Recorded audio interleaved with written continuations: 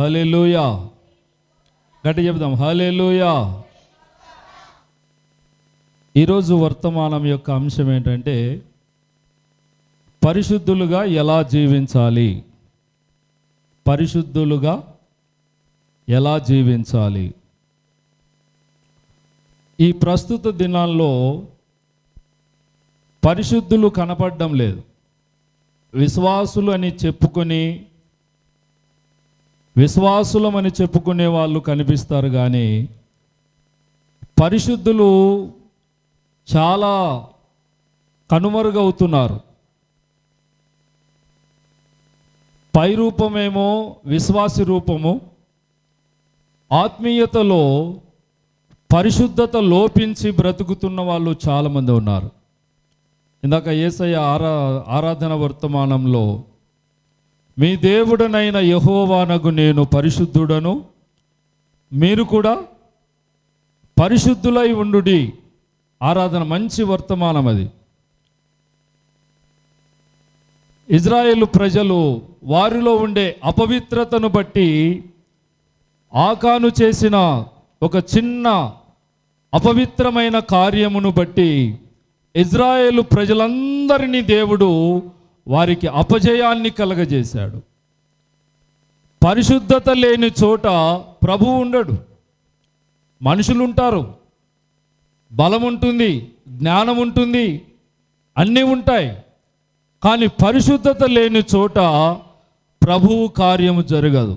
అందుకే ఇజ్రాయేలీయులు హాయి పట్టణం మీదికి వెళ్ళి ఓడిపోయారు. చిన్న పట్టణమే అనుకున్నారు, మేం బలమైన జనాంగం అనుకున్నారు, సులువుగా జయించగలమన్న ఒక గొప్ప ధైర్యం ఉంది. కానీ అక్కడ ఇజ్రాయేలు ప్రజలలో ఉండే అపవిత్రత వారి అపజయానికి కారణమైంది. మనిషిలో అపవిత్రత ఎప్పుడైతే చోటు చేసుకుంటుందో, పరిశుద్ధత లేకుండా ఏ విశ్వాసి బ్రతుకుతాడో జీవితకాలం అంతా కూడా పైకి భక్తి వేషం వేసుకొని బ్రతకాల్సిందే, కానీ దేవుని కార్యాలు మన జీవితాల్లో జరగవు. దేవుని అద్భుతాలు మన జీవితాల్లో జరగాలి అంటే యెహోషువ ఆ అపజయాన్ని చూసి వస్త్రాలు చింపుకొని దేవుని సన్నిధిలో మొరపెట్టి, అయ్యా ఏం జరిగింది అని దేవుని సన్నిధిలో ఏడ్చి దేవుని సన్నిధిలో ప్రార్థన చేస్తూ వచ్చాడు. అంటే పరిశుద్ధత కోసము ప్రతి మనిషి కూడా, ప్రతి విశ్వాసి కూడా పరిశుద్ధత కోసము జీవించాలి, పరిశుద్ధంగా జీవించటం కోసము ప్రయాసపడాలి. దేవుని వాక్యంలో ఒక మాట రాయబడి ఉంది. హెబ్రీయులకు రాసిన పత్రికలో చూస్తే 12వ అధ్యాయము 14వ వచనం చెప్పే మాట ఏంటంటే, అందరితో సమాధానమును పరిశుద్ధతయు కలిగి ఉండుటకు ప్రయత్నించుడి. పరిశుద్ధత లేకుండా ఎవడును ప్రభువును చూడడు అని రాయబడి ఉంది. ఇది ఒక అద్భుతమైనటువంటి స్టేట్మెంట్ లాగా మనం గుర్తుపెట్టుకోవాలి. దేవుడు ఒక స్టేట్మెంట్ ఇస్తున్నాడు ఇక్కడ. ఏంటి? విశ్వాసులందరూ పరలోకం పోతారని కాదు, పరిశుద్ధత కలిగిన వారే పరలోక రాజ్యంలో అడుగు పెడతారు. ఎంతోమంది బాప్తిసం పొందిన విశ్వాసులు ఉంటారు, కానీ బాప్తిసం పొందిన విశ్వాసులందరూ పరలోకంలో ఉంటారన్న గ్యారెంటీ ఏమి లేదు. ఎవడు పరిశుద్ధుడో ఆ పరిశుద్ధమైనటువంటి వ్యక్తి మాత్రమే పరిశుద్ధమైనటువంటి పట్టణములో, పరిశుద్ధమైనటువంటి రాజ్యములో, దేవుడు నివసించేటువంటి రాజ్యములో, దేవుణ్ణి ఆరాధించే రాజ్యములో అడుగు పెట్టడానికి హక్కుదారుడు ఎప్పుడవుతాడంటే పరిశుద్ధంగా జీవించే క్రైస్తవుడు. వాడు విశ్వాసి కావచ్చు, పాస్టర్ కావచ్చు, సంఘ పెద్ద కావచ్చు, ఇంకా ఏ పరిచర్యలు చేసినా పరిశుద్ధత లేనివాడు ప్రభువు రాజ్యానికి చేరడు. ఇది డిక్లేర్. ఇందులో ఇక ఎలాంటి అనుమానానికి తావు లేకుండా పరిశుద్ధమైన దైవ గ్రంథములో దేవుడు అద్భుతమైన క్లారిఫికేషన్ ఇచ్చాడు. పరిశుద్ధత లేకుండా ఎవడును ప్రభువును చూడడు. కాబట్టి మనలో పరిశుద్ధత కోసము దేవుడు మనల్ని సిద్ధపరుస్తూ ఉన్నాడు. బాప్తిసం పొందాము కానీ ఇంకా పరిశుద్ధతలో మనం ఎదగలేదేమో, బాప్తిసం పొందాం కానీ ఎక్కడో అపవిత్రత మన జీవితాలను నాశనం చేస్తుంది. బాప్తిసం పొందాము కానీ, గుడికి వస్తున్నాము కానీ, మన జీవితంలో సరి అయిన మార్పు దేవునికి కనిపించటం లేదు. గుడికి వస్తున్నాము కానీ, బైబిల్ చేతబెట్టుకొని తెల్ల వస్త్రాలు ధరించుకొని పరిశుద్ధులమని చెప్పుకుంటూ వస్తున్నాము కానీ, మనలో ఎక్కడో దేవునికి అయిష్టమైన కార్యాలు, అయిష్టమైనటువంటి లక్షణాలు, దేవునికి అయిష్టమైనటువంటి స్వభావము విశ్వాసుల జీవితాల్లో కనిపిస్తూ దేవునికి వారు దూరమైపోయే పరిస్థితుల్లోనికి వచ్చారు. చాలామంది విశ్వాసంలో దిగజారిపోయారు. పరిశుద్ధతను కోల్పోతే క్రమక్రమంగా విశ్వాసములో దిగజారిపోయే ప్రమాదం ఉంది. కాబట్టి పరిశుద్ధంగా బ్రతకటానికి ప్రతి క్రైస్తవుడు ప్రయత్నం చేయాలి. పరిశుద్ధత లేకపోతే ఎవడు ప్రభువును చూడడు అని దేవుని వాక్యం చెబుతోంది. అందరితో సమాధానమును పరిశుద్ధతయు కలిగి ఉండుటకు ప్రయత్నించుడి. ఎలా ఉండాలంట? అందరితో సమాధానంగా ఉండాలంట. వాడంటే పడడు, వీడంటే పడడు, ఆ ఇంటోళ్ళు మాకు పడరు, ఈ ఇంటోళ్ళు మాకు పడరు అనేది కాదు. దేవుని పిల్లలందరూ కూడా నీలో పరిశుద్ధత కలుగు నిమిత్తము సమాధానము అవసరమై ఉంది. అందరితో సమాధానమును పరిశుద్ధతయు కలిగి ఉండుటకు మీరు ప్రయత్నం చేయాలి. ఎందుకంటే అదే ప్రాముఖ్యమైనదని బైబిల్ చెబుతుంది. పరిశుద్ధత లేనివాడు ప్రభు రాజ్యానికి వెళ్ళలేడు. పరిశుద్ధత లేనివాడు పరలోక రాజ్యములో అడుగు పెట్టలేడు. కాబట్టి పరిశుద్ధత అనేది ఒక విశ్వాసికి తప్పనిసరిగా ఉండవలసిన లక్షణం. ప్రార్థన ఉండొచ్చు, నీకు వాక్యం వినొచ్చు, వాక్యం చదవచ్చు, గుడికి వెళ్ళొచ్చు, కానుక ఇవ్వచ్చు, ఇవన్నీ పరిశుద్ధతకు సంబంధించినవి కాదు. పరిశుద్ధత అనేటువంటిది నీ వ్యక్తిగతమైనటువంటి అనుభవం. అది నీ వ్యక్తిగతమైన జీవితంలో పరిశుద్ధత కోసం నువ్వు ఎలా బ్రతుకుతున్నావు?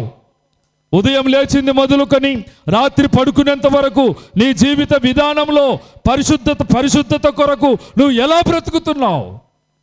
నువ్వు పరిశుద్ధంగా ఉన్నావని నీకు అనిపిస్తుందా? ఎక్కడైనా లోపాలు ఉన్నాయని అనిపిస్తుందా? ఏదైనా దేవునికి వ్యతిరేకంగా చేశామని నీకు అర్థమవుతుందా? అప్పుడు ఏం చేయాలి అంటే వెంటనే దేవా, నా ఈ బలహీనత, నా యొక్క పాపము తీసివేయమని ప్రభువు సన్నిధిలో ప్రార్థన చేయాలి. పరిశుద్ధత కోసం ప్రార్థన చేయాలి. ఎందుకంటే దేవుని చిత్తం ఏంటంటే తెస్సలోనికీయులకు రాసిన మొదటి పత్రిక 4వ అధ్యాయం 3వ వచనము చెబుతున్న మాట ఏంటంటే, మీరు పరిశుద్ధులగుటయే దేవుని చిత్తం అని రాయబడి ఉంది. దేవుని చిత్తం ఏంటో తెలుసా? నీవు పరిశుద్ధంగా బ్రతకాలని దేవుని యొక్క చిత్తం. నేను పాపిగా ఉంటాను, నేను అబద్ధకినుగా ఉంటాను, నేను మోసగానిలాగా బ్రతుకుతాను, నేను దొంగగా బ్రతుకుతాను, నేను వ్యభిచారిగా బ్రతుకుతాను అని నువ్వు తీర్మానం చేసుకొని నీ ఇష్టానుసారమైన మార్గములలో ఉంటే అది దేవుని చిత్త ప్రకారం కాదు. దేవుని చిత్తం ఏంటంటే నిన్ను నీవు పరిశుద్ధపరుచుకోవటం.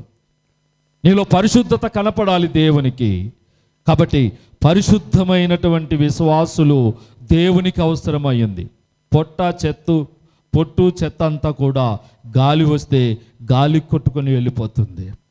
పరిశుద్ధత లేనివాడు ప్రభు రాకడ సమీపించినప్పుడు మధ్యాకాశములో ఈ శరీరము మార్చబడక ఆ శరీరం విడవబడి భయంకరమైన వేదనలకు కారణమవుతుంది. ఈ శరీరము ఒకవేళ యేసు ప్రభు రాకడ సమీపిస్తే మనం మధ్యాకాశానికి ఎత్తబడాలి అంటే, ఈ మట్టి శరీరము మహిమ శరీరంగా మార్చబడాలి అంటే పరిశుద్ధత ఈ శరీరానికి అవసరం. కాబట్టి పరిశుద్ధంగా ఉన్నామని చెప్పుకోవడం కాదు, పరిశుద్ధంగా జీవించటానికి మనము ప్రయత్నం చేయాలి. కాబట్టి పరిశుద్ధంగా ఉండటానికి మన శరీరంలో ఒకటి డేంజరస్ అవయవం ఉంది, ప్రమాదకరమైన అవయవము ఒకటి ఉంది. ఏంది? నాలుక. ఏముంది? మనము పరిశుద్ధతలో నుంచి తప్పిపోవటానికి మన శరీర అవయవములలో ఒకటి ప్రమాదకరమైనటువంటి అవయవం ఉంది. దాన్ని కంట్రోల్ చేసుకోవాలా. నువ్వు పరిశుద్ధంగా బ్రతకాలంటే అది కంట్రోల్లో ఉంటేనే నీకు పరిశుద్ధత ఉంటుంది.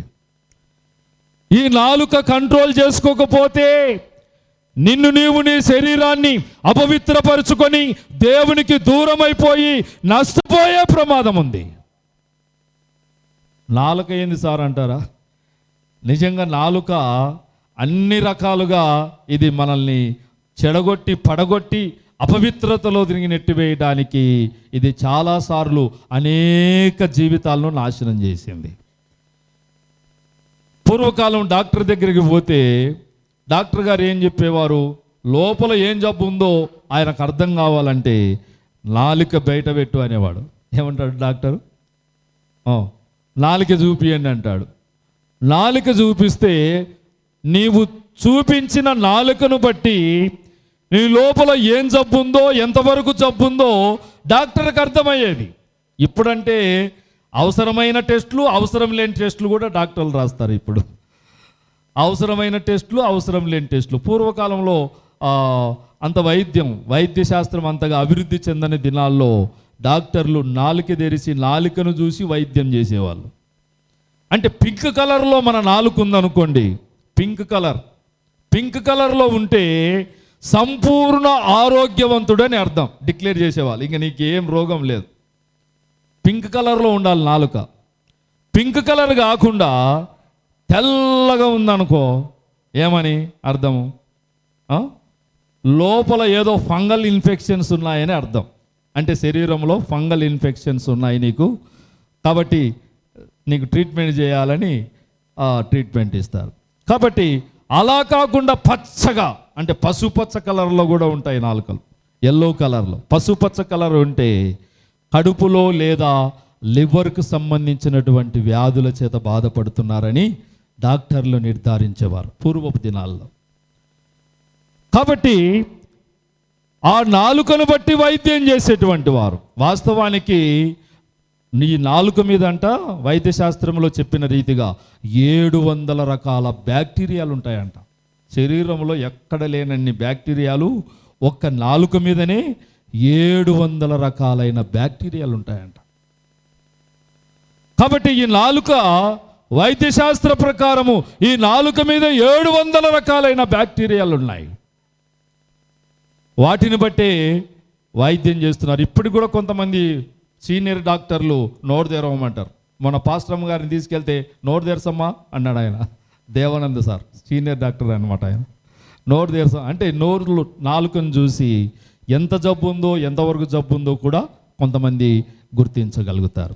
కానీ బైబిల్ ఏం చెబుతుందంటే నాలుకను గూర్చి చూడండి. దేవుని యొక్క వాక్యములో యాకోబు పత్రిక 3వ అధ్యాయము 8వ వచనములో, ఏ నరుడును నాలుకను సాధు చేయనేరడు, అది మరణకరమైన విషముతో నిండింది, అది నిరర్గలమైన దుష్టత్వమే అంటాడు.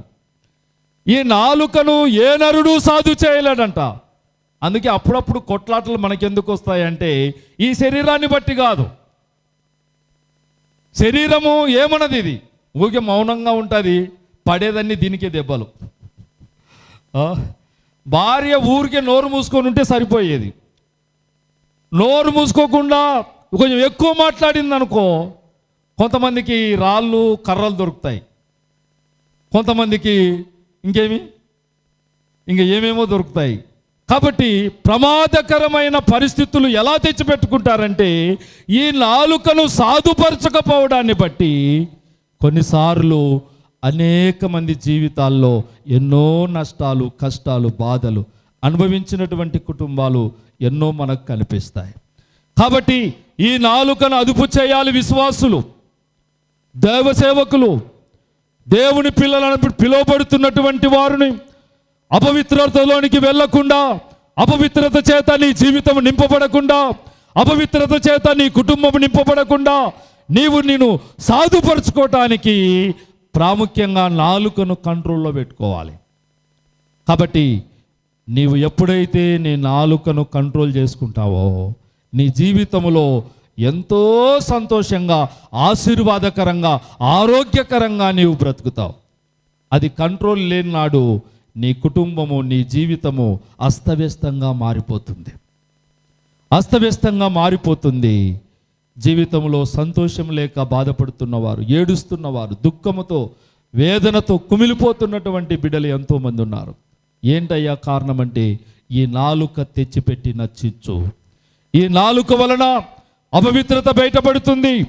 యోబు గ్రంథంలో ఒక మాట రాయబడింది చూడండి. యోబు గ్రంథము 15వ అధ్యాయము 5వ వచనములో అక్కడ నీ మాటల వలన నీ పాపము తెలియబడుచున్నది అని రాయబడి ఉంది. ఎలా పాపం బయటపడిందిట? నీ మాటలే, నీ నాలుక నుంచి నువ్వు మాట్లాడినటువంటి నీ మాటలే పాపమును తెలియజేస్తున్నాయట. అంటే అపవిత్రమైన వట్టి మాటలు, సరసోక్తులైనటువంటి మాటలు, నిష్ప్రయోజనమైన మాటలు, ముసలమ్మ ముచ్చట్లు, పనికిరాని మాటలు. పరిశుద్ధమైన దినము రోజున విశ్వాసులు చేయకూడని పనులవి. ఆదివారం తెల్లవారగానే మనం ఏం చేయాలి? ప్రార్థన చేయాలి.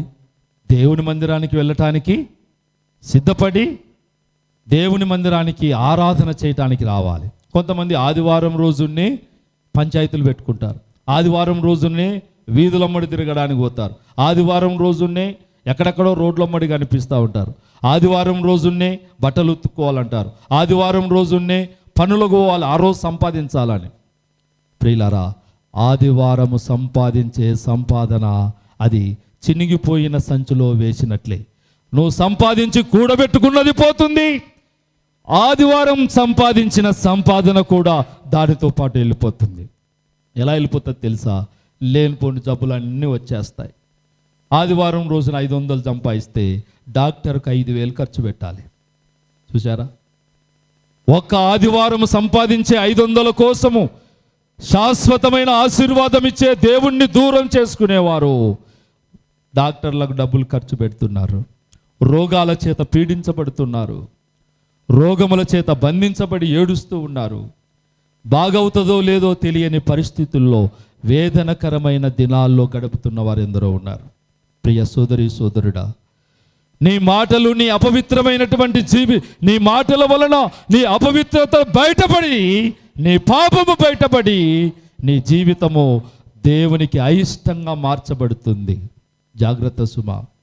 ఒకరోజు ఒక తత్వవేత్త, సోక్రటీస్ ఆయన పేరు, సోక్రటీస్ అనే తత్వవేత్త దగ్గరికి ఒక ఆయన వెళ్ళాడట. ఆయన మౌనవ్రతం పాటిస్తున్నాడట. నేను మౌనవ్రతం పాటిస్తున్నాను, నా ముఖాన్ని చూసి నా జీవితం ఎట్లుంటుందో చెప్పు అని జాతకం చెప్పించుకోవడానికి పోయినాడట. అంటే నా ముఖాన్ని చూసి చెప్పమన్నాడట.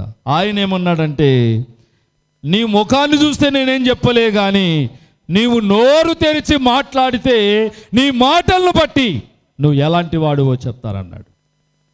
అంతే కదండి.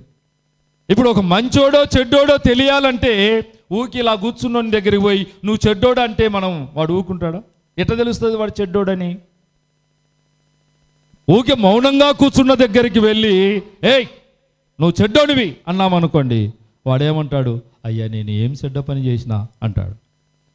అంటే ఒక వ్యక్తిని చెడ్డోడా మంచోడా తెలియపరచబడాలి అంటే అతన్ని మాట్లాడనివ్వాలి. అంటే ఏం మాట్లాడతాడో విని మంచిగా మాట్లాడాను అనుకోండి మంచోడు అంటారు. బూతు మాటలు, చెడ్డ మాటలు, దౌర్జన్యంతో కూడిన మాటలు మాట్లాడాను అనుకోండి ఏమనుకుంటాం? వీడు ఒక చెడ్డోడు రా, వీంతో మాట్లాడి వేస్ట్, వీడు ఒక మూర్ఖుడు అని అనుకుంటారు. కాబట్టి మనుషుల యొక్క మాటలను బట్టి నీలో ఎంత పరిశుద్ధత ఉందో, ఎంత పవిత్రత ఉందో దేవుడు తూకమేస్తాడు, తాసులో పెట్టి తూస్తాడు. నీ మాటలు, నీవు మాట్లాడే మాటలు ఒకరోజు పరలోకంలో దేవుడు ఓపెన్ చేసి ఆ రికార్డులన్నీ పెడతాడు.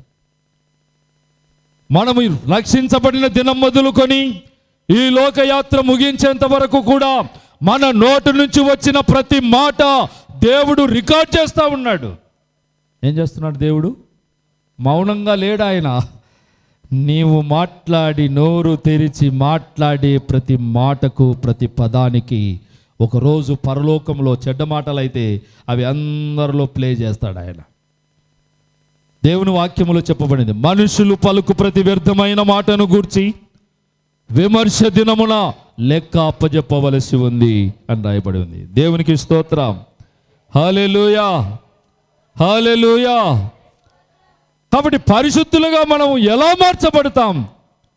పరిశుద్ధత అంటే ఏంటంటే మనము ప్రతి పాపమును విడిచిపెట్టి ప్రత్యేకపరచబడటం అని అర్థం. ప్రత్యేకపరచబడడం అంటే పరిశుద్ధంగా జీవించడం కోసం మనము ప్రయత్నం చేయటం. పవిత్రం చేయబడడం అనేటువంటిది అది దేవుడు చేసేటువంటి కార్యం. మనల్ని మనం పరిశుద్ధపరచుకోలేం. మనల్ని మనం ఎంతవరకు పరిశుద్ధపరచుకుంటామంటే, వస్త్రాలు మురికి పట్టినాయి అనుకోండి, ఏం చేస్తాం? ఉతుక్కొని శుభ్రపరచుకుంటాం. శరీరానికి దుమ్ము పట్టింది అనుకోండి, మట్టి పేరుకుపోయింది అనుకోండి, బాగా తోముకొని మురికి కడుక్కొని శరీరాన్ని శుభ్రం చేసుకుంటాం. కానీ ఈ శరీరమంతా అరికాలు మొదలుకొని నన్నెత్తి వరకు మనల్ని మనము పరిశుద్ధపరచుకోవటానికి అది మన వలన జరిగే కార్యం కాదు, దేవుని కార్యము పరిశుద్ధత జరగడం అనేది. ఒక మనిషి పరిశుద్ధుడిగా మార్చబడే ఆ అద్భుతమైన దేవుని కార్యము నీ జీవితంలో జరగాలి. కాబట్టి మనల్ని మనం పరిశుద్ధపరచుకోవాలంటే అది చాలా కష్టమైన పని. మనల్ని పై వస్త్రాలను, పై రూపాన్ని శుభ్రం చేసుకోగలుగుతాం, కానీ అంతరంగాన్ని చూస్తున్న దేవుడు నీ జీవితం అంతా కూడా అంతరంగంతో సహా నిన్ను పరిశుద్ధపరుస్తాడు. దేవునికి స్తోత్రం. అందుకే కీర్తన 4:3 ఒక మాట రాయబడి ఉంది, యెహోవా తన భక్తులను తనకు ఏర్పరచుకొనుచున్నాడని తెలుసుకొనుడి అని రాస్తున్నాడు. దేవుడు తన యందు భయభక్తులు కలిగిన వారిని, తన భక్తులను ఆయన తనకు ఏర్పరచుకొనుచున్నాడని తెలుసుకొనుడి అని రాస్తున్నాడు కీర్తనకారుడు. ఎవరంట? దేవుని రాజ్యములో అడుగుపెట్టే పరిశుద్ధులను ఆయన ప్రత్యేకపరుస్తూ ఉన్నాడు. ఒకరొకరిని ప్రత్యేకపరుస్తున్నాడు. అపవిత్రులు గాలికి కొట్టుకొని పోతారు. పాపం చేసేవారు దేవుని ఎదుట నిలవకుండా వెళ్ళిపోతారు. పాపాత్ములందరూ కూడా ఒకరోజు భయంకరమైన పాతాళములోనికి కొట్టుకొని పోతారు. ఎవరు పరిశుద్ధులో వారు మాత్రమే దేవుని ఎదుట నిలుస్తారు. అలాంటి వారిని దేవుడు యెహోవా తన భక్తులను తనకు ఏర్పరచుకొనుచున్నాడని తెలుసుకొనుడి. కాబట్టి దేవుని పిల్లలు ఏం చేయాలా? అపవిత్రమైన వాటిలోనికి పోకుండా, అపవిత్రమైన వాటి జోలికి పోకుండా. తిమోతి చాలా చక్కగా రాస్తాడు. 2 తిమోతి పత్రికలో పౌలు రాస్తున్నాడు, 2వ అధ్యాయము 21 ఎవడైనను వీటిలో చేరక తన్ను తాను పవిత్రము చేసుకునిన ఎడల వాడు పరిశుద్ధపరచబడి యజమానుడు వాడుకొనుటకై అర్హమై ప్రతి సత్కార్యమునకు సిద్ధపరచబడి ఘనత నిమిత్తమైన పాత్రయై ఉండును అంట. ఎవడైనను వీటిలో చేరక అంటే లోక సంబంధమైన, శరీర సంబంధమైన, పాప సంబంధమైన, దుర్మార్గ సంబంధమైన, వ్యభిచార సంబంధమైన, దేవునికి అయిష్టమైన కార్యములలో చేరక మన శరీరమును, మన జీవితాన్ని, మన అవయవములను దేవుని కొరకు ప్రత్యేకపరచుకోవాలట. అందుకే అక్కడ పౌలు చెప్తున్న మాట ఏంటంటే, పవిత్రము చేసుకొనిన ఎడల వాడు పరిశుద్ధపరచబడి యజమానుడు వాడుకొనుటకు అర్హమై ప్రతి సత్కార్యమునకు సిద్ధపరచబడి ఘనత నిమిత్తమైన పాత్రయై ఉండును. దేవుని కొరకు ఓ ఘనమైన పాత్రగా నీవు నిలబడాలి అంటే నీలో అపవిత్రమైన వాటి నుండి నువ్వు దూరంగా పారిపోవాలి. అపవిత్రమైనవి నీలో నుండి తీసివేసుకోవాలి. నీలో ఉండే అపవిత్రత నీ పరిశుద్ధతను భంగం చేస్తుంది, నీ పరిశుద్ధతను పాడు చేస్తుంది. నీ ఒక పనికిరాని వ్యక్తిలాగా దేవుని దృష్టిలో, మనుషుల దృష్టిలో, చరిత్రలో బహుభయంకరమైన స్థితిలోనికి నెట్టివేయబడతావు. ప్రియ సోదరి సోదరుడా, దేవుని సన్నిధిలో మనల్ని, మన పాపముల విషయంలో ఎప్పటికప్పుడు మనల్ని మనము పరిశీలన చేసుకోవాలి. ఇజ్రాయేలీయుల జీవితాలు మనం పరిశీలన చేస్తే అనేక పర్యాయములు వారి యొక్క పరిశుద్ధతను పోగొట్టుకుంటూ బ్రతికారు. పైగా దేవుని మీద తిరుగుబాటు చేస్తున్నారు. మేమేం పాపం చేశాం, మా దోషమేమిటి, మా పాపమేమిటి అని ఇర్మియా ప్రవక్త కాలంలో ఇర్మియా దగ్గరకు వచ్చి అడుగుతున్నారు. ఏం దోషం చేశాం మేము? మాలో అపవిత్రత నీకు ఎట్లా కనపడింది? మా పాపం ఏమిటి? మేము పరిశుద్ధులుగా ఉండటం లేదని నీకు ఎలా తెలిసింది అని ఇర్మియా ప్రవక్తను ప్రశ్నించడానికి వచ్చినప్పుడు దేవుడు ఇర్మియా ప్రవక్తతో ఇలా చెప్పాడు. వాళ్ళు ఒకవేళ నిన్ను అడగడానికి వస్తే ఏ పాపం చేశామని ఒకవేళ నిన్ను అడగడానికి వస్తే ఇదిగో చెప్పు, ఇదే జవాబు అని చెప్పేసి ఇర్మియా గ్రంథం 16వ అధ్యాయంలో 10, 11, 12 వచనాల్లో అక్కడ రాయబడిన మాటలు చదవండి. మా దేవుడైన యెహోవాకు విరోధంగా మా దోషమేమి, మా పాపమేమి అని నిన్నడుగగా నీవు వారితో ఇట్లనము, యెహోవా ఈ మాట సెలవిచ్చుచున్నాడు, మీ పితరులు నన్ను విడిచి అన్య దేవతలను అనుసరించి పూజించి వాటికి నమస్కారం చేయుటను బట్టియే కదా వారు నా ధర్మశాస్త్రమును గైకొనక నన్ను విసర్జించిరి. ఎక్కడ తప్పిపోయినారంట ఇజ్రాయేలీలు? ఇజ్రాయేల్ ప్రజలు ఎక్కడ తప్పిపోయారు? ధర్మశాస్త్రమును గైకొనక దేవుణ్ణి విసర్జించారట. ఈనాడు అనేక మంది విశ్వాసులు దేవుని వాక్యమును గైకొనక, దేవుని వాక్యము చదవక, దేవుని వాక్యము ధ్యానించక దేవుణ్ణి విసర్జించారు. వారు అపవిత్రులైపోయారు. దేవుడు ఆనాడు ఇజ్రాయేలీల మీద ఏ నేరం మోపుతున్నాడో అదే నేరము ఈనాటి తరానికి కూడా అది చెల్లుబాటు అవుతుంది.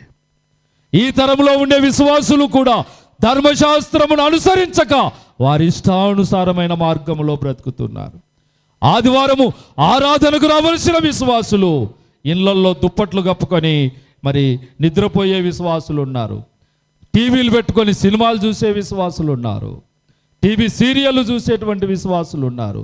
అపవిత్రమైన ముసలమ్మ ముచ్చట్లు పెట్టుకొని వ్యర్థమైన మాటలతో కాలం వెళ్ళబుచ్చే విశ్వాసులు ఉన్నంత కాలము దేవుడు వారి పై ఏమంటారు, మేము బాప్తిసం పొందాం, మేము ఫలానా చర్చి వాళ్ళము, ఆ చర్చికి పోతాము, ఇక్కడ పోతాము, అక్కడ పోతాము, నువ్వు ఎక్కడన్నా పో.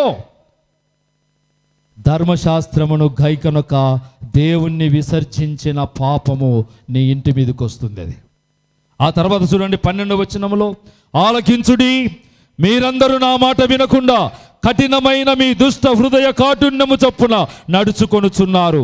మీరు మీ పితరుల కంటే విస్తార పాపములు చేసి ఉన్నారు. ఏం చేశారంట? వాళ్ళ పితరులు చేసిన పాపాల కంటే విస్తారమైన పాపాలు చేశాడని దేవుడు ఇజ్రాయేలు ప్రజల మీద నేరం మోపుతున్నాడు. ధర్మశాస్త్రము గైకొనకపోవటం ఒకటి, దేవుణ్ణి విసర్జించడం ఒకటి, దేవుణ్ణి సరి అయిన రీతిలో ఆరాధించకపోవడం ఒకటి. అంతేకాకుండా వారు దుష్ట హృదయులైపోయారు. పరిశుద్ధత ఎప్పుడైతే పోతుందో ఈ హృదయము సాతానుకు నిలయంగా మార్చబడుతుంది, దుష్ట హృదయముగా మార్చబడుతుంది. ఆ తర్వాత దేవుడు అంటున్నాడు, మీరందరూ నా మాట వినకుండా కఠినమైన మీ దుష్ట హృదయ కాఠిన్యము చొప్పున నడుచుకొనుచున్నారు. మీరు మీ పితరుల కంటే విస్తార పాపములు చేసి ఉన్నారు. ప్రియులారా, విస్తార పాపములు ఇజ్రాయేలు ప్రజలు పరిశుద్ధత నుండి వారు కోల్పోయారు, పరిశుద్ధతను కోల్పోయారు.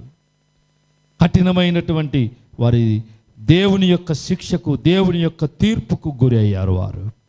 కాబట్టి ఏం చేయాలి? ఈనాటి క్రైస్తవులు, దేవుని పిల్లలు, పరిశుద్ధత కోసం మనము ప్రయాసపడాలి. పరిశుద్ధంగా లేకపోతే పరలోక రాజ్యానికి వెళ్ళలేం. ఇది రూఢిగా దేవుడు చెప్పిన ప్రాముఖ్యమైనటువంటి విషయం అది. కాబట్టి మనము పరిశుద్ధులుగా మార్చబడటానికి మనకు మనం పరిశుద్ధులుగా చేసుకోలేం, కానీ మనం పరిశుద్ధంగా మార్చబడటానికి పాత నిబంధన కాలంలో తండ్రి అయిన దేవుడు ఆనాటి ప్రజలను పరిశుద్ధపరిచాడు. కొత్త నిబంధన కాలానికి వచ్చేసరికి యేసుక్రీస్తు ప్రభు రక్తము ద్వారా పరిశుద్ధపరచబడ్డారు. యేసు ప్రభు తర్వాత పరిశుద్ధాత్మ దేవుని ద్వారా అనేక మంది పరిశుద్ధపరచబడుతూ ఉన్నారు. చూడండి, తెస్సలోనికీయులకు రాసిన మొదటి పత్రిక 5వ అధ్యాయము 23వ వచనములో, సమాధానకర్తయగు దేవుడే మిమ్మును సంపూర్ణముగా పరిశుద్ధపరచునుగాక అని రాయబడింది అక్కడ. ఎవరు పరిశుద్ధపరుస్తారంట? సమాధానకర్తయగు దేవుడు మిమ్మును సంపూర్ణంగా పరిశుద్ధపరుస్తాడు. అంటే తండ్రి అయిన దేవుడు మిమ్మును పూర్ణంగా, అంటే ఎక్కడ కూడా లోపము లేని పరిశుద్ధులుగా విశ్వాసులను దేవుడు మార్చబోతున్నాడు. హల్లెలూయా! దేవునికి ఎట్లా? సంపూర్ణమైనటువంటి పరిశుద్ధత. మీ దేవుడనైనా యెహోవానగు నేను పరిశుద్ధుడను, మీరు కూడా పరిశుద్ధులుగా ఉండాలి. లేదులే ప్రభు కొంచెమే పరిశుద్ధత, ఆదివారం ఒక్కటే పరిశుద్ధంగా ఉంటాను, సోమవారం నుంచి నా ఇష్టం అంటారా? సోమవారం నుంచి శనివారం వరకు నా ఇష్టము, ఆదివారం ఒక్కటే నేను పరిశుద్ధంగా ఉంటాను, దేవుని సన్నిధిలో కూర్చున్నంత వరకే పరిశుద్ధంగా ఉంటానంటారా? ప్రియులారా, దేవుని సన్నిధిలో కూర్చున్నంత వరకే కాదు, నీవు సోమవారం నుంచి మళ్ళా ఆదివారం వరకు కూడా పరిశుద్ధంగా ఉండాల్సిందే. ఇది రూల్. దేవుడు తన ప్రజలకు పెట్టినటువంటి కఠినమైన కండిషన్ ఇది. ఖచ్చితంగా ఉండాల్సిందే. నేను ఉండను, చర్చి వరకే నాకు పరిశుద్ధత, బయటికి పోతే నా ఇష్టం, నేను సినిమాలు చూస్తాను, టీవీలు చూస్తాను, ఇంకా నా బూతు మాటలు మాట్లాడుతాను అంటే నీ పరిశుద్ధతను నీవే చేతులారా పోగొట్టుకున్నావు. కాబట్టి ప్రియులారా, పరిశుద్ధతను తండ్రి అయినటువంటి దేవుడు మనల్ని పరిశుద్ధపరచడానికి ఆయన ఇష్టపడుతూ ఉన్నాడు. చూడండి, ఎఫెసీయులకు రాసిన పత్రికలో యేసు ప్రభు మనల్ని ఎలా పరిశుద్ధపరుస్తాడు. 5వ అధ్యాయము 26వ వచనములో, అటువలే క్రీస్తు కూడా సంఘమును ప్రేమించి అది కలంకమైనను ముడత అయినను అట్టిది మరి ఏదైనను లేక పరిశుద్ధమైనదిగాను నిర్దోషమైనదిగాను మహిమగల సంఘముగాను ఆయన తన ఎదుట నిలవబెట్టుకోవలనని వాక్యముతో ఉదక స్నానము చేత దానిని పవిత్రపరిచి పరిశుద్ధపరచుటకై దాని కొరకు తన్ను తాను అప్పగించుకొనెను. ఇది యేసు ప్రభువు ఒక విశ్వాసి, ఒక పాపములో ఉండేటువంటి వ్యక్తి పరిశుద్ధంగా మార్చబడటానికి, పరిశుద్ధులుగా మార్చబడటం కొరకు ఏమయ్యాడట? పరిశుద్ధపరచుటకై తన్ను తాను అప్పగించుకున్నాడు. ఏ పాపము లేని పరిశుద్ధుడైన దేవుడే, యేసుక్రీస్తు ప్రభువే నీ పాపముల కొరకు, నీవు పాపముల చేత జీవిస్తున్న నీ పాపము కొరకు నిన్ను విడిపించడానికి, నిన్ను పరిశుద్ధునిగా మార్చడానికి, నీకు పరిశుద్ధతను ఇవ్వటానికి తన్ను తాను బలిగా అర్పించుకున్న దేవుడు ఆయన. ప్రియులారా, తండ్రి అయిన దేవుడు నిన్ను పరిశుద్ధపరచడానికి ఇష్టపడుతూ ఉన్నాడు. కుమారుడైన యేసుక్రీస్తు ప్రభువు కూడా నిన్ను పరిశుద్ధపరచడానికి తన్ను తాను అర్పించుకున్నాడు ఆయన. కాబట్టి ఏం చేయాలంట? అక్కడ ప్రభువు రాస్తున్న వాక్యంలో రాయబడిన మాట చూస్తే నువ్వు ఎలా ఉండాలంట? సంఘం అంటే మనమే. సంఘం ఎలా ఉండాలంట?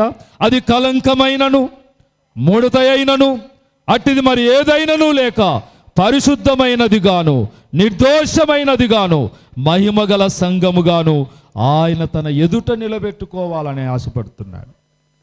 సంఘం అంటే ఈ రాళ్లతో కట్టిన ఈ గోడలు కాదు, సంఘములో ఉన్న విశ్వాసులు దేవుని ఎదుట ఎలా నిలబడాలంట? నిర్దోషమైనటువంటి వారుగా, పరిశుద్ధులుగా, పవిత్రులుగా తన ఎదుట నిలబెట్టుకోవటానికి పరిశుద్ధుడైన యేసయ్య శరీరము మన కొరకు నలగొట్టబడింది. ఆయన శరీరములో ఉండే చివరి రక్తబొట్టు వరకు మన కొరకు కార్చాడు ఆయన. ఎందుకో తెలుసా? మనల్ని మనం పరిశుద్ధులుగా మార్చబడటం కొరకు. ఇక పరిశుద్ధాత్మ కార్యం, తండ్రి అయిన దేవుడు మనల్ని పరిశుద్ధపరుస్తాడు. కుమారుడైన యేసుక్రీస్తు యొక్క రక్తము ద్వారా మనం పరిశుద్ధపరచబడుతున్నాము. చూడండి, 2వ తెస్సలోనికీయులకు రాసిన పత్రిక 2వ అధ్యాయము 13వ వచనం చదువుదాం. 13వ వచనం చూడండి. ప్రభువు వలన ప్రేమింపబడిన సహోదరులారా, ఆత్మ మిమ్మును పరిశుద్ధపరచుట వలనను మీరు సత్యమును నమ్ముట వలనను రక్షణ పొందుటకు దేవుడు ఆది నుండి మిమ్మును ఏర్పరచుకొనెను. ఎవరు పరిశుద్ధపరుస్తున్నారు ఇక్కడ? తండ్రి అయిన దేవుడు మనల్ని పరిశుద్ధపరుస్తున్నాడు. కుమారుడైన క్రీస్తు మనల్ని పరిశుద్ధపరుస్తున్నాడు. ఇక్కడ పౌలు గారు చెప్తున్న మరొక సూత్రం ఏంటంటే, సహోదరులారా, ఆత్మ మిమ్మును పరిశుద్ధపరచుట వలనను అని రాస్తున్నాడు.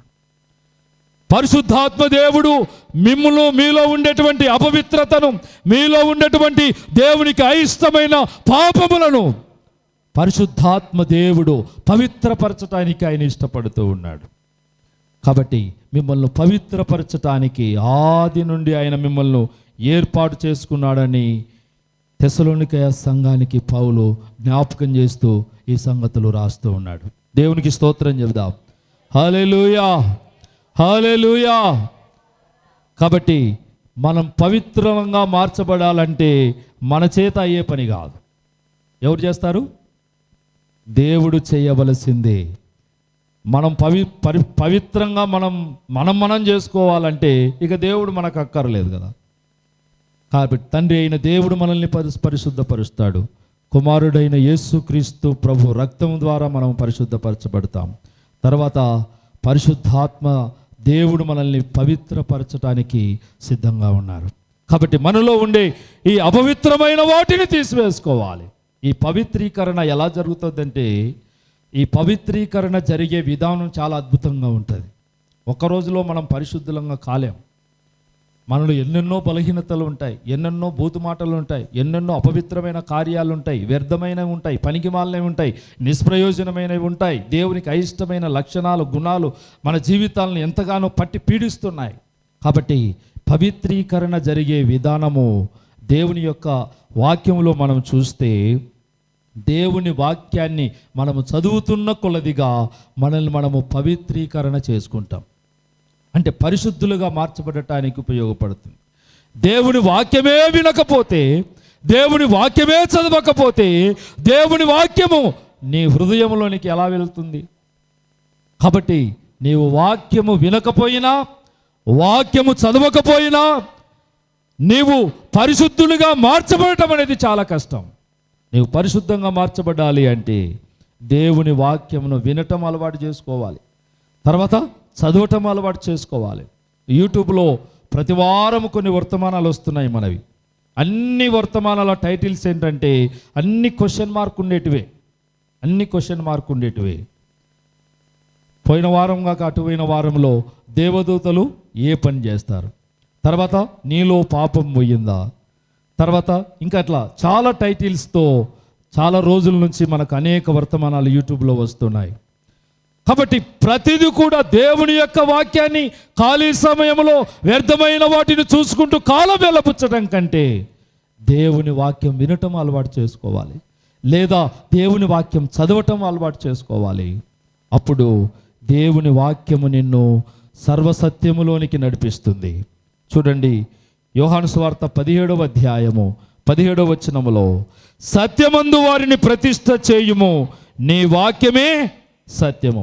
పవిత్రులు కావడానికి ఎక్కువ సమయము దేవుని వాక్కులతో మనము గడిపితే దేవుని యొక్క వాక్యము మనలోనికి వచ్చి మనలో ఉండే కల్మషాన్ని తీసేస్తుంది.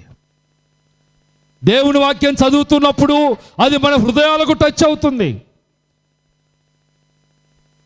అపోస్తలులు వాక్యం బోధించినప్పుడు వింటున్న వారి హృదయాలలో అది కూర్చోబడిందంట.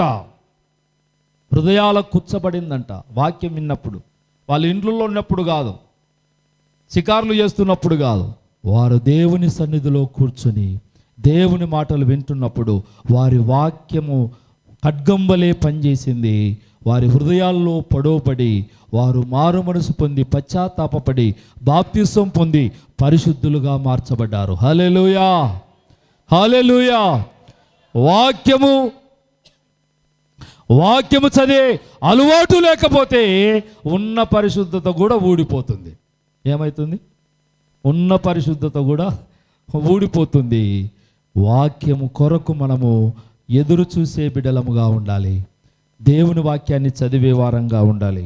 కాబట్టి వాక్యము ఒకటి, పవిత్రీకరణ ఎట్లా జరుగుతుందంటే ఒకటి వాక్యము ద్వారా జరుగుతుంది. రెండవది వచ్చేసి హెబ్రీయులకు రాసిన పత్రిక 13వ అధ్యాయం 12వ వచనం చూడండి. కావున యేసు కూడా తన స్వరక్తము చేత ప్రజలను పరిశుద్ధపరచుటకై గవిని వెలపట శ్రమ పొందెను అని రాయబడి ఉంది. యేసు రక్తము నిన్ను పరిశుద్ధపరుస్తుంది అని రాయబడింది వచనములో. ఒకటి, దేవుని యొక్క వాక్యమో పాపాన్ని బయట పెడుతుంది, యేసు రక్తమేమో నీ పాపాన్ని కడిగి నిన్ను పరిశుద్ధపరుస్తుంది. దేవుని వాక్యం చదివితే నువ్వు ఎక్కడ పాపం చేస్తున్నావో, ఏ పాపం చేస్తున్నావో దేవుని వాక్యం నీకు బయట పెడుతుంది. కానీ పాపం పోదు, పరిశుద్ధునిగా మార్చబడలేవు. కానీ యేసు రక్తం ఏం చేస్తుందో తెలుసా? యేసు రక్తము నీ పాపాన్ని కడిగి పవిత్రపరుస్తుంది. అందుకే అక్కడ రాయబడిన మాట చూడండి, యేసు రక్తము ప్రతి పాపము నుండి మనలను పవిత్రులనుగా చేయును. వాక్యమేమో పాపాన్ని బయట పెడుతుంది, యేసు రక్తము పాపిని పరిశుద్ధంగా మారుస్తుంది. దేవునికి స్తోత్రం. అంటే పవిత్రీకరణ ఒక మనిషి జీవితంలో అలా జరుగుతుంది. వాక్యం వినకపోతే, ఆరాధనకు రాకపోతే, దేవుని సన్నిధిలో నువ్వు గడపకపోతే నీ పాపము బయలుపరచబడదు. నీ పాపము పెరిగి పెరిగి పెరిగి పెరిగి అది ఏమవుతో తెలుసా? నీ శరీరాన్ని నాశనం చేస్తుంది. కాబట్టి పాపము వాక్యాన్ని బయలుపరిస్తే యేసు రక్తం మాత్రము మనల్ని పరిశుద్ధులుగా మారుస్తుంది. కాబట్టి ప్రియులారా, ఏం చేయాలి? ఈ శరీరం అంతా కూడా అపవిత్రతలో పడి నాశనము కాకుండా ఈ శరీరాన్ని పరిశుద్ధపరచుకోవటానికి అపోస్తలుడైన పౌలు రోమీయులకు రాసిన పత్రిక 6వ అధ్యాయంలో ఒక క్లారిఫికేషన్ ఇస్తున్నాడు. 6వ అధ్యాయం 19వ వచనం చూడండి.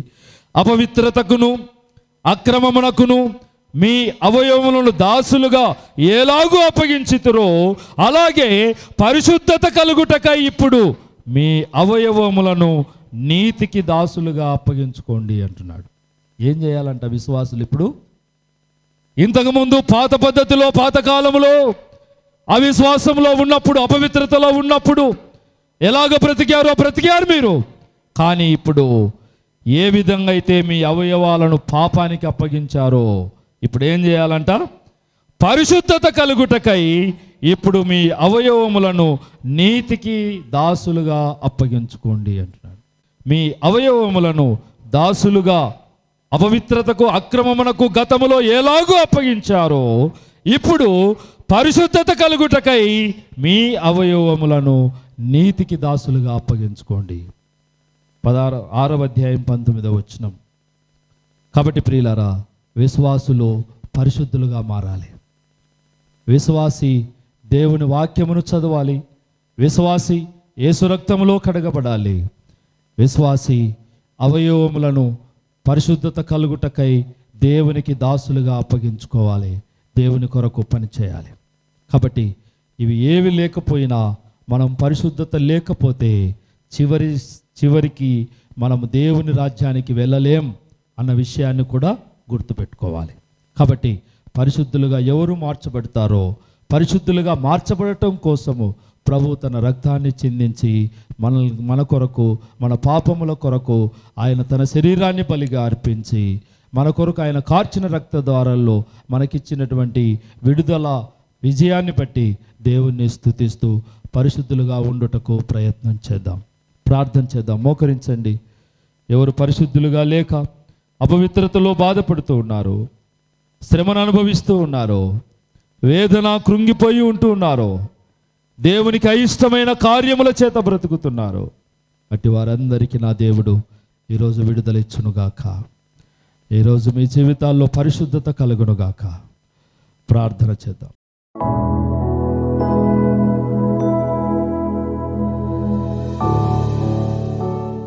జీవము గల మా తండ్రి, మీ పరిశుద్ధమైన శ్రేష్టమైన నామమును బట్టి నాయన మీకు స్తోత్రాలు. నిజమే నాయన, పరిశుద్ధత లేకుండా ఎవడు ప్రభువును చూడడని మీ వాక్యములో సెలవిచ్చారు. నాయనా, మీ వాగ్దానం చేత పట్టుకొని అయా మీరు పరిశుద్ధపరిచే దేవుడుగాను, అపవిత్రమైన వారిని సైతము నాయన పరిశుద్ధపరిచి నీతిమంతులుగా తీర్చే దేవుడవు. మా ప్రతి పాప దోషముల నుంచి విడుదల ఇచ్చారు, మీకు స్తోత్రాలు. నాయన, మా సంఘ బిడ్డలు విశ్వాసులను మీరు బలపరచండి. నాయన, ప్రతి ఒక్కరు కూడా పరిశుద్ధతలో కొనసాగుటకు సహాయము దయచేయండి. అందరితో సమాధానమును పరిశుద్ధత కలిగి ఉండుటకు ప్రయత్నించుడని మీ వాక్యములో సెలవిచ్చారు. అట్టి రీతిగా నాయన మా ప్రియబిడలు జీవించుటకు సహాయము దయచేసి మీ నామమునకు మహిమ కలిగించుకునమని, వచ్చిన బిడలను కుటుంబాలను దీవించమని యేసు నామములో ప్రార్థించి అడిగి వేడుకొనుచున్నాము తండ్రి. ఆమేన్.